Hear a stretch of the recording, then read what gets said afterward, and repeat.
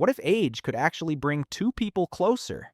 What if experience and wisdom somehow made love stronger? What if the biggest age gap created the deepest connection?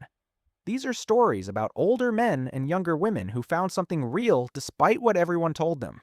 Let's count down the top 10 older men, younger women romance movies. Number 10, Indecent Proposal, 1993. A young married couple, David and Diana, hit a rough financial patch. They're struggling with debt and feeling the pressure of money troubles. Their relationship is strong, but the financial stress is breaking them down. One night at a casino, a wealthy older businessman named John spots Diana across the room. He's captivated by her beauty and sees something special in her. John is sophisticated, powerful, and used to getting what he wants. He's older than David, more established, more confident. John makes a bold proposal. He'll give them $1 million if Diana spends one night with him. David and Diana are torn. The money could change everything. They could pay off their debts. They could start fresh. But accepting means risking their marriage. They question if their love is strong enough. They decide to take the deal. What happens next is a complex exploration of what money can and cannot buy. John finds that Diana means more to him than just one night. He becomes obsessed with her. He wants to keep seeing her. He's willing to pay for her time. Diana discovers that true connection matters more than cash. She realizes the money can't replace the intimacy she has with her husband. The film asks hard questions about desire, trust, and what we value most. And it shows how age and money can create power imbalances that destroy even strong love. Number 9, Lost in Translation, 2003. An aging actor named Bob travels to Tokyo for a film role. He's lonely, disconnected from his life. His marriage is failing. He feels invisible. At his hotel, he meets Charlotte. She's a college graduate visiting Japan with her husband. Charlotte is searching for meaning. She feels lost between childhood and adulthood. Bob is searching for purpose. They meet in the hotel bar and begin talking. Their conversations are quiet and thoughtful. They walk through Tokyo together. They sit in silence that feels comfortable. Bob sees the world through fresh eyes when he's with Charlotte. Charlotte feels understood in a way she never has before. There's no dramatic affair here. And in just two people from different generations finding comfort in each other. They connect over confusion, over feeling lost, over wanting something real. They go to jazz clubs. They visit temples. They share meals and long looks. The connection deepens. When they finally part, their goodbye is tender and bittersweet. The film shows that love doesn't always mean passion. Sometimes it means being seen. Sometimes it means being heard. Number 8, The Reader, 2008. Michael Berg is a young student who collapses on the street. An older woman named Hannah finds him and helps him home. When he recovers, he begins reading to her. Day after day, Michael reads to Hannah, and she becomes his first great love. Hannah is mysterious and keeps herself hidden from the world. Michael is young and full of energy. They connect through literature and touch. But one day, Hannah vanishes, leaving Michael confused and hurt. Years later, Michael sees her again. She's on trial, accused of a dark crime from her past. Michael realizes Hannah has secrets. She may be guilty. She may be innocent. What Michael finds is that the woman he loved is more complicated than he ever understood. The film explores how we see people and how people see themselves. Hannah's past catches up with her. Michael has to reconcile the woman he loved with the person in the courtroom. Number 7, The Graduate, 1967. Benjamin Braddock is a young college grad fresh out of school. He's uncertain about his future and overwhelmed by expectations. Then he meets Mrs. Robinson. She's the beautiful wife of his father's colleague. Mrs. Robinson is bored with her marriage. She sees Benjamin and she seduces him. What starts as a fling becomes an obsession for both of them. Benjamin is drawn to her confidence, her experience, her passion. Mrs. Robinson loves having power over this young man. But Benjamin meets Elaine, Mrs. Robinson's daughter. He falls in love with her. Benjamin realizes he can't choose between the woman who made him a man and the girl who makes him want to grow. The film becomes a chase. Benjamin pursues Elaine. Mrs. Robinson tries to stop him. The ending is chaotic and real. Benjamin doesn't choose perfectly. He chooses messily. The film captures the intensity of desire across an age gap. Number 6, American Beauty, 1999. Lester Burnham is an aging man stuck in a dead marriage and a meaningless job. He feels invisible. His wife doesn't see him. His daughter ignores him. His career is going nowhere. Then he sees Angela Hayes, his teenage daughter's friend. She's beautiful and free. He becomes obsessed with her. Angela represents everything he's lost: youth, beauty, freedom, possibility. Lester becomes consumed by his fantasy.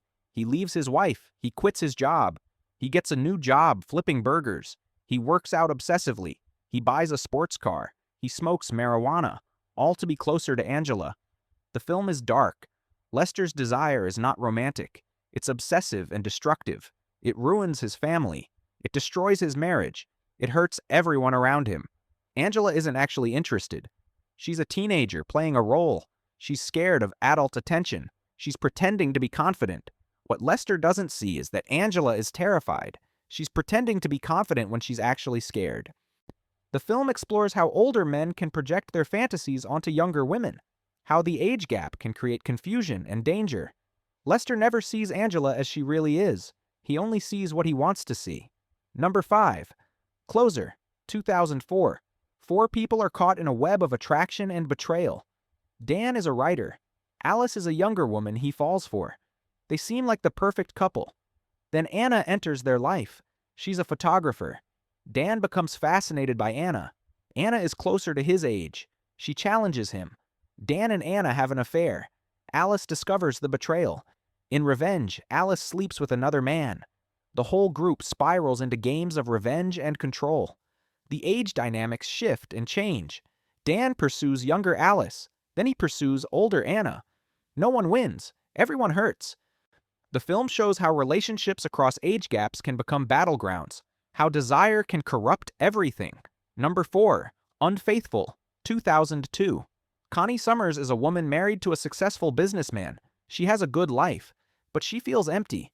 One day she meets Paul. He's charming, dangerous, and older, but he carries himself with experience.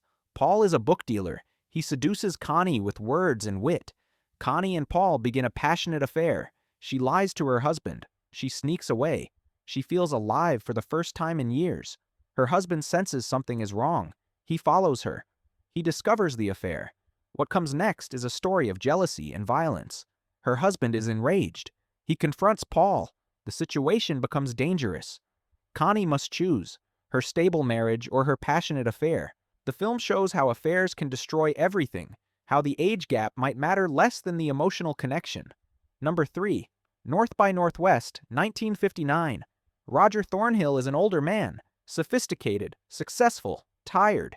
He gets mistaken for a spy. On the run, he meets Eve. She's young, beautiful, mysterious. Eve seems to help him escape, but she's part of the conspiracy. Roger falls for her while she's using him. Then Eve falls for Roger. She's supposed to betray him. Instead, she switches sides. She protects him. The film is a thriller, but beneath the action is a story about an older man and a younger woman finding connection in chaos. Roger is more real, more vulnerable, more human when he's with Eve. Eve sees past his success to who he actually is. Their romance unfolds against a background of danger, which makes it feel more urgent, more intense. Number 2. Breakfast at Tiffany's, 1961. Holly Golightly is a young woman living in New York City. She's beautiful, reckless, and lost. Paul Varjak is an older man. He's a writer. He moves into her building. Paul is drawn to Holly immediately. She represents freedom. She represents possibility. Holly doesn't take anything seriously. Not love, not money, not her own safety. Paul tries to save her. He tries to give her stability. But Holly resists. She's afraid of being tied down. The film is romantic and melancholy. Paul loves Holly more than she loves him. He wants to change her. She wants to stay exactly as she is. They keep trying to be together, but they keep failing. The ending is ambiguous. We don't know if they'll make it. That uncertainty feels real. Number 1. Pretty Woman. Ari 1990. Vivian is a young woman working as a sex worker on Hollywood Boulevard. She's trapped in a difficult life. She wants something more. Edward is a wealthy, older businessman. He's successful but lonely. He's going through a divorce. He's jaded about love. Edward picks up Vivian. He pays her to spend time with him. What should be a transaction becomes something real. Edward takes Vivian to expensive restaurants. He buys her clothes. He buys her jewelry. He shows her a different world. He teaches her about opera and art. Vivian surprises Edward. She's smart, funny, and genuine. She's not what he expected. She sees past his wealth to the man underneath. She challenges him. She makes him laugh. Their relationship moves beyond money. Edward falls in love. Vivian falls in love. The age gap and the class gap start to matter less. Back, what matters is that they see each other. Edward is changed by Vivian. He becomes softer, more human. He opens his heart again. Vivian is changed by Edward. She gains confidence and hope. She believes she can have a better life. The film is criticized for its romance. A sex worker and a wealthy man. A fairy tale that ignores reality. But it captures something true. That connection can cross any boundary. That love can transform people. That sometimes the person who seems completely wrong for you is exactly who you need. That age, class, and circumstance can all fade away when two people truly see each other.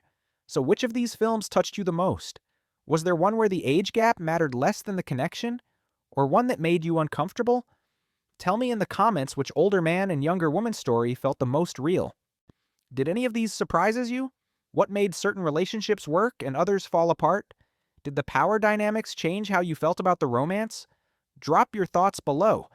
Tell me which film you'd actually watch or which one you'd avoid. And if you want more countdown videos on relationships, romance, and cinema, follow for more. Thanks for watching. See you in the next one.